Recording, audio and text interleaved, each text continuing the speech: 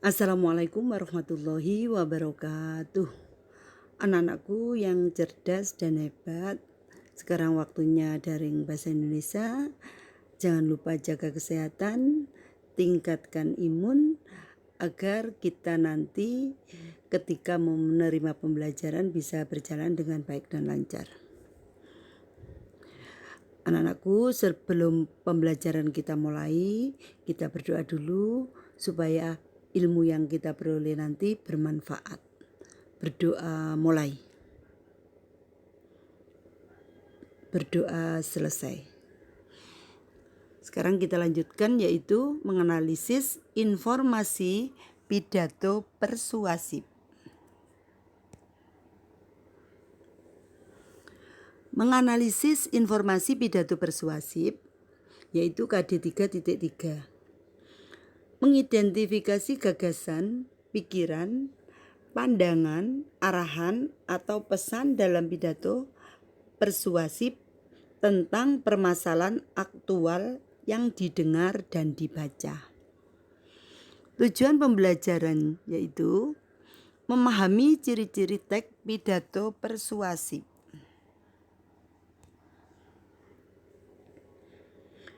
Pidato persuasif adalah jenis pidato yang bertujuan untuk menarik perhatian para pendengar atau audiensi,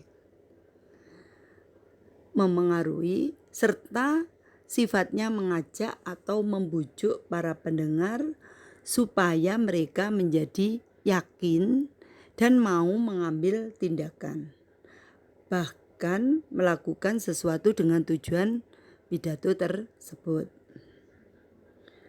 Upaya persuasif akan berhasil baik bila pesan yang disampaikan memiliki akibat sesuai dengan yang diharapkan. Pesan tersebut dalam beberapa hal akan mengaruhi pilihan khalayak. Secara sederhana, pidato persuasif merupakan pidato yang bertujuan untuk memengaruhi, mengajak, atau membujuk pendengar untuk mengikuti keinginan kita secara sukarela.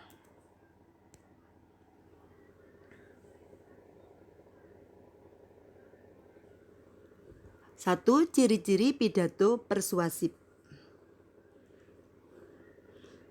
Satu atau pertama, berusaha menjelaskan dan menarik kepercayaan pembaca. Dua, berusaha menciptakan kesepakatan atau penyesuaian melalui kepercayaan antara penulis dengan pembaca. Tiga, berusaha menghindari konflik agar kepercayaan tidak hilang dan supaya kesepakatan pendapatnya tercapai. Ciri yang keempat, menunjukkan fakta-fakta dan data untuk menguatkan argumentasi atau dalil.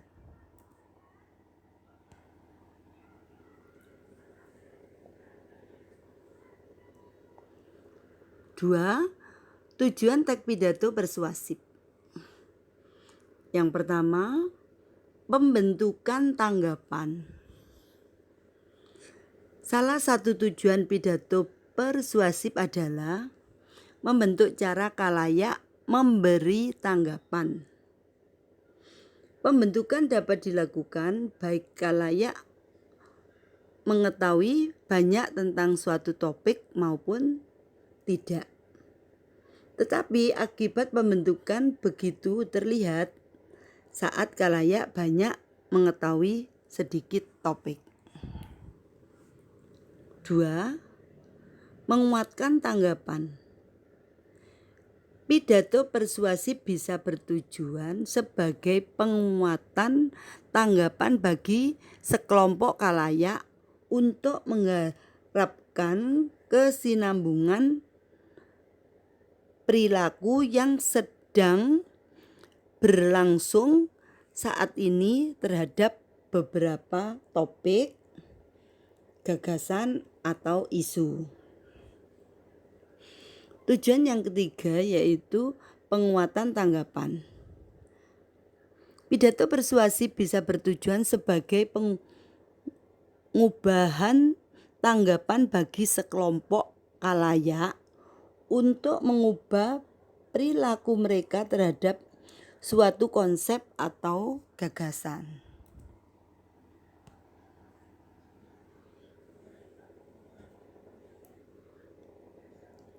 Yang ketiga, bentuk atau jenis teks pidato persuasif. 1. Pembentukan tanggapan. Persuasi pendidikan dipakai oleh orang-orang yang berkecimpung dalam bidang pendidikan dan digunakan untuk mencapai tujuan-tujuan pendidikan. Seperti di sekolah, di kampus, itu kan pendidikan ya nak. 2. Persuasi politik.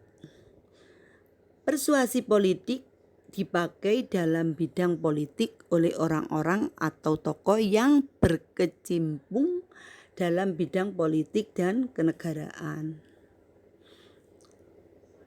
Ya, berhubungan dengan kenegaraan itu bisa menggunakan bidang ilmu politik. 3.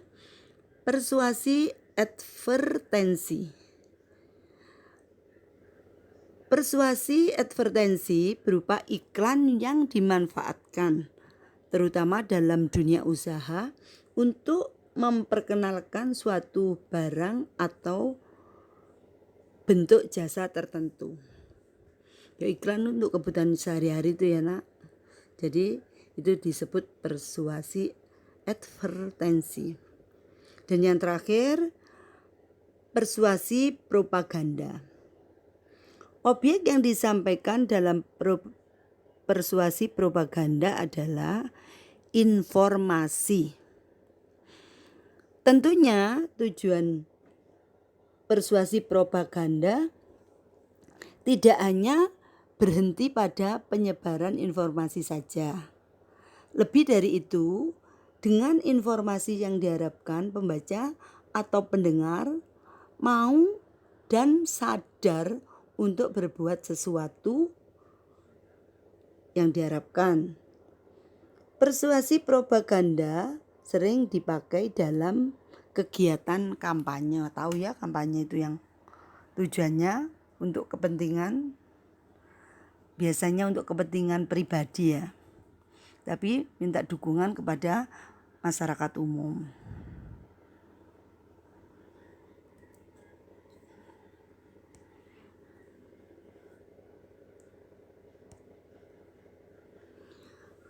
Anak-anakku, demikian materi yang saya sampaikan, mudah-mudahan bermanfaat. Dan apabila kurang jelas, kalian bisa menghubungi saya lewat WA. Terima kasih atas perhatiannya dan saya akhiri. Wassalamualaikum warahmatullahi wabarakatuh.